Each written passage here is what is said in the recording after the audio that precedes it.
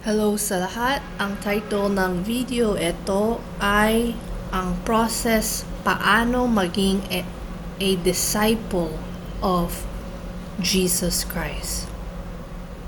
So ito yung process na bigay sa akin ni Father God para gawin natin that para we make more disciples for the Lord Jesus Christ.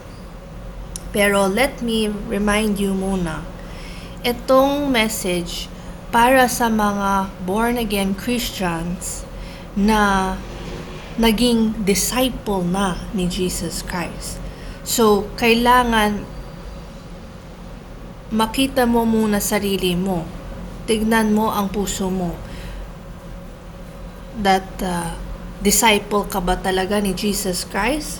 Kasi ang daming mga born-again Christians or sabihin nila Christians sila, pero hindi sila 100% submissive and obedient sa lordship ni Jesus Christ. Nagawa nila pa rin ang kalooban nila at anong sa tingin nila kalooban ng Diyos, pero hindi, kasi hindi sila nakikinig at tanong kay Jesus Christ anong kalooban niya. Remember, sundalo tayo sa kingdom of God. So that means parati natin matanong kay Jesus Christ ano ang kalooban niya, makinig tayo at gawin. Ganun lang.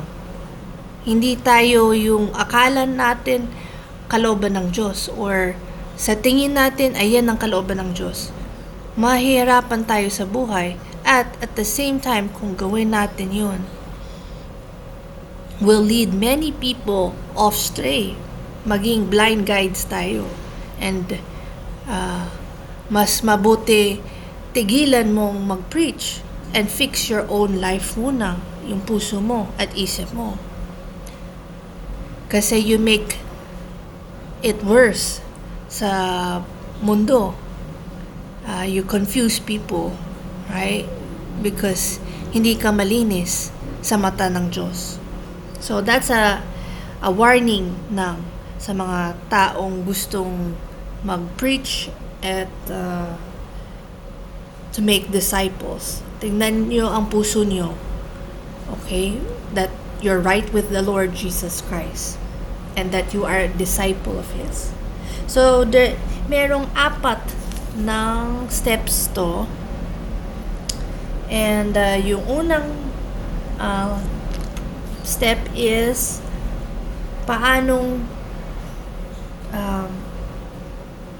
mahulog ang loob ng tao sa mensahe ni Jesus Christ na kunin mo siya maging disciple. Kailangan mo mapakita sa kanila that they are appreciated, loved, and importante sila sa mata ng Diyos. Okay? Kasi, especially now, ang dami mga taong sa tingin nila wala silang kwenta sa buhay. Kasi ang dami nang nangyari sa kanilang masama. Or ang dami nilang problema. And they think that's san ba si God, you know? Bakit hindi niya ako tulungan? Pero Father God, andyan siya parate. The thing is, saan ang focus natin? Sa problema natin or kay Jesus Christ? Okay? So kailangan natin encourage sila that mahal sila ni Jesus Christ.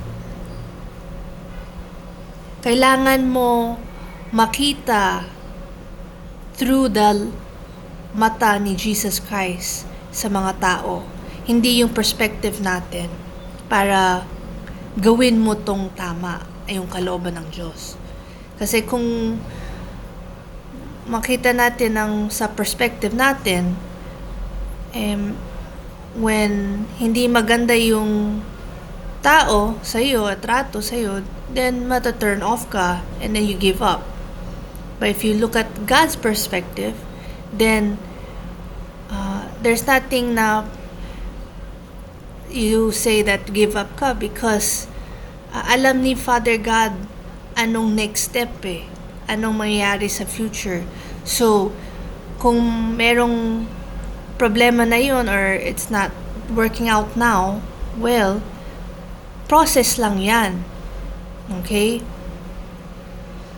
It's not gonna stay like that forever yung tao if it treats you wrong. Okay? So, number 2,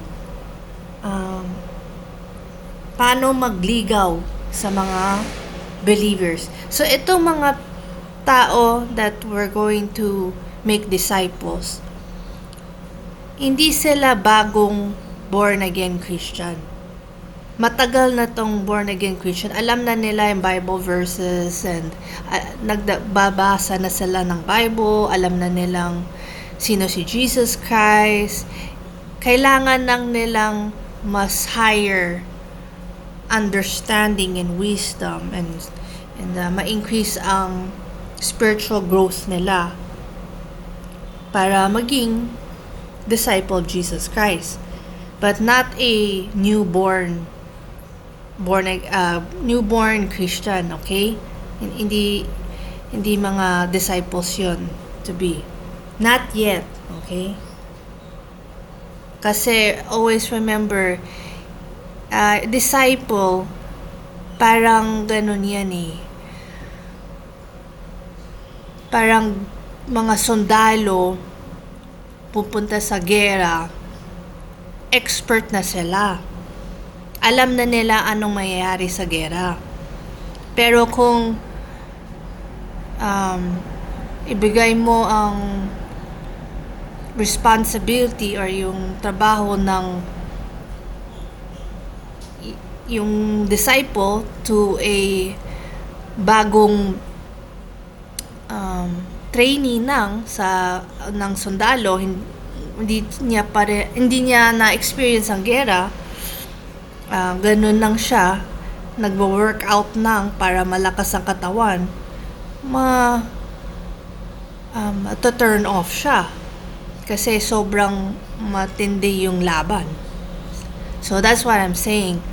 This message is for yung mga believers na alam na nila ano ang spiritual warfare and yung sinong kalaban nila, si Satan and yung mga anak niya. Okay? So yung paano magligaw, kailangan i-offer mo yung believer, basahin at mag-study and alamin at maintindihan ang kalooban ng Diyos. Okay?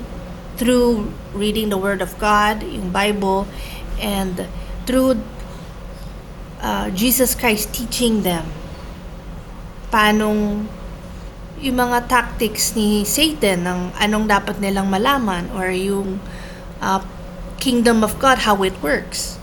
Ang daming kailangan natin matuto para maging the best sundalo tayo sa kingdom of Father God, right? So, ito araw-araw dapat nilang gawin. At sabihin mo that si Jesus Christ ay hindi ng Panginoon nila, pero guro nila at best friend. Yung greatest encourager siya and supporter. When ma-sign up ka sa academy ni Father God. So, understand, when gusto mo maging disciple of Jesus Christ, you're gonna get into God's academy. Katulad ng mga masamang tao, yung mga witches and wizards, diba? Gusto lang power ni Satan, o then they study up yung mga masamang gawain.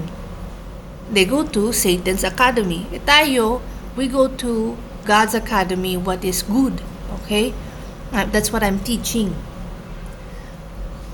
So, number 3, yung step 3, paano mahalin ang mga believers para maging disciples sila. Kailangan tulungan mo makita nila at maglakad sila sa path of righteousness papunta sa langit. Kailangan i-encourage mo sila maging buong buhay nila ulit. Kasi wasak ang buhay nila eh. Hindi nila alam sanang tama at mali eh. Kapakapanang sila. Nang basa dito sa Bible, ito siguro yung kalooban ng Diyos. No, when maging disciple ka ni Jesus Christ, when you start learning to be one, alam mo 100% ano ang kalooban ng Diyos. And you speak it, that constantly, you speak it, that buong loob mo, nagtitiwala ka sa kalooban ng Diyos with action. You see? That's the difference between a believer and a disciple. Okay? Kasi yung believer ng Christian double-minded sila.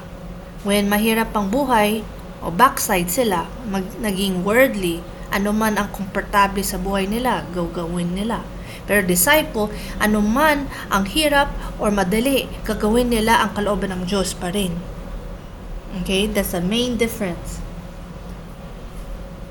Kailangan i-provide natin ang comfort and understanding para ma-heal nila ang wounds that na saktan sila. For example, kung meron silang samang loob sa mga tao or isang tao because nasaktan sila very deeply, then tulungan natin na hindi nang patawarin yung tao pero malaman nila ano yung consequence kung ayaw natin patawarin yung tao. Sa sarili natin, pupunta tayo sa impyerno, right? Ano yung also ang blessing kung patawarin natin? Then God will use us and mawala yung samang loob natin, yung sikip dibdib sa puso natin. You'll have peace and joy again sa buhay mo. That's how we teach yung mga tao to be a disciple. And most importantly, turuan natin to grow, to bring the best out of the person. Hindi nang, ito gawin mo to para sa problema mo, ito yung solution. Hindi, you become the best. You see, si Father God, yung mission ko, my mission to preach is to bring the best out of people. Hindi nang parang tagalingkod lang ako. Hindi, you want to be the greatest tagalingkod ni Jesus Christ. That's who I train or I preach to. Nang gusto mo talagang maging disciple, etong gawin mo. But alam ko, madaming tao, okay na sila sa maging tagalingkod lang. Kasi alam nyo, mahirap maging disciple of Jesus Christ. Ang dami mong kailangan i-sacrifice, and ang dami mong kailangan to give up, and yung mga ang nangyayari sa buhay mo, wala kang control. You have to fully surrender to the Lord Jesus Christ. Ano man mangyari sa buhay mo, good and bad, you still obey the Lord.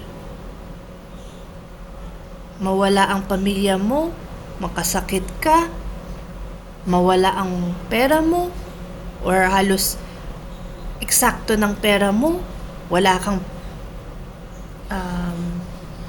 trabaho, you still trust the Lord and obey anuman ang kalooban niya. Yun ang disciple. That's why mahirap.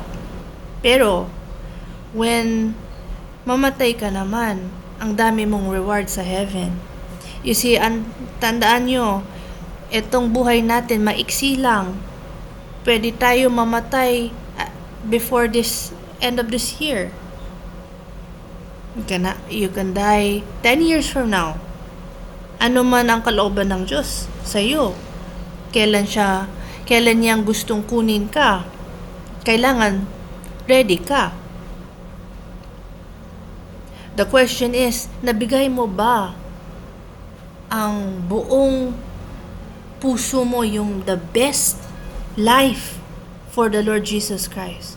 That's why I encourage people itong video, itong channel, that live the best life possible. Kasi you only live once.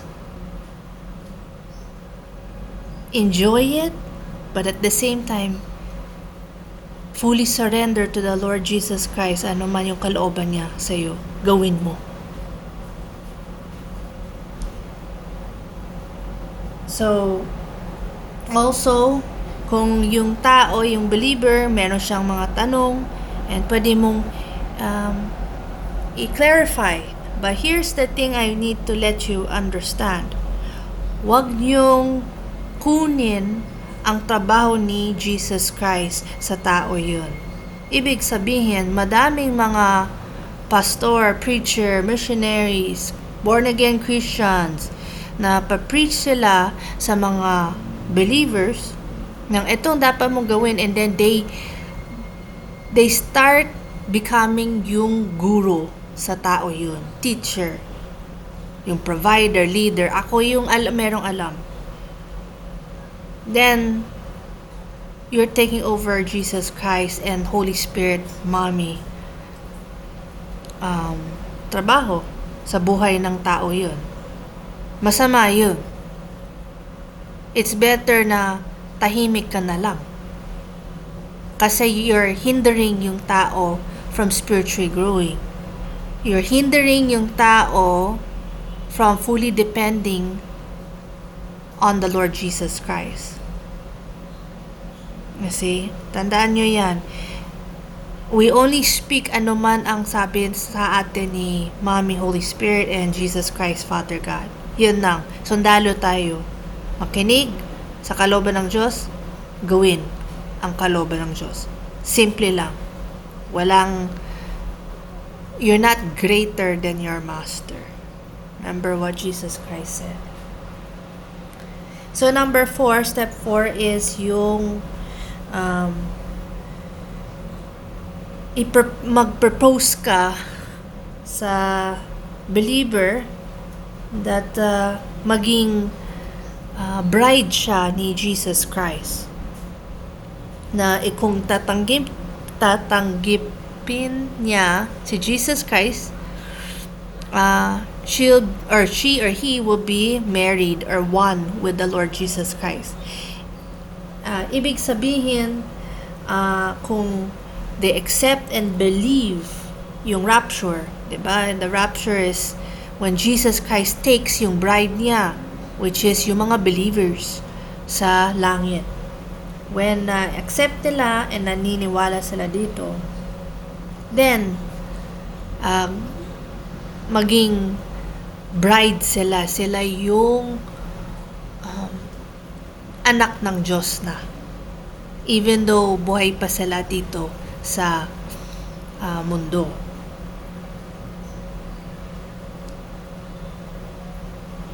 And patapos to, when accept na nila yun, si Jesus Christ, then tapos na yung mission mo. And when mamatay ka or na-rapture ka and you get to heaven, meron kang crown. And yung crown na kukuha mo ay crown of rejoicing. Ibig sabihin, you led a person or people to become a disciple of Jesus Christ. And so meron kang reward doon. Besides yung mga bahay and things that you requested and prayed for that makuha mo sa langit, crown is like parang sa Olympics, diba? Meron silang medal ng gold, silver, bronze. Ito, crown ng golden crown when magawa mo to. And you'll be great in the kingdom of God. Pero as I said again, kailangan maging make sure disciple of Jesus Christ ka muna. Tignan mo ang puso mo. Tanungin mo si Jesus Christ, disciple ba ako niyo? That I am your disciple, Lord Jesus Christ? Kasi pwede niya sabihin sa iyo, hindi pa. Kailangan mo pang malaman yung mga turo ko at ang dami mo pang kasalanan sa puso mo and a lot of strongholds sa isip mo. So, that's the most important. If ang dami mong stronghold sa isip mo, then you start getting off straight, teaching wrong doctrines. That's why kailangan renew mo yung isip mo through the Word of God, through Jesus Christ teaching you. And the Holy Spirit, Mommy, reminding you ano ang kalooban ng Diyos, anong tama at mali. So, that is the way panong maging disciple of Jesus Christ na turuan natin ng mga believers. Please share this para malaman ng mga Christian Filipino, most especially mga pastor, pare, preachers, missionaries, yung mga taong nagpa-preach, that malaman nila ano ang katotohanan, paano maging disciple talaga ni Jesus Christ. Hindi madali. That's the truth, okay? Hindi siya madali, pero it's worth it. And it's mahaba ang prosesa, pero yung blessing naman maganda.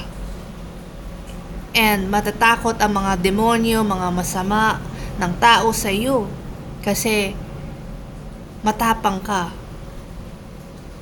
to fight for the truth. And hindi ka takot mamatay para kay Jesus Christ. Yun ang totoong disciple of Jesus Christ. Na buong puso mo fully surrendered to the Lordship of Jesus Christ and obey His will. Ano man mangyari sa buhay mo, good and bad, you still praise God, you still obey. So that's the end of the video. May Jesus Christ bless you.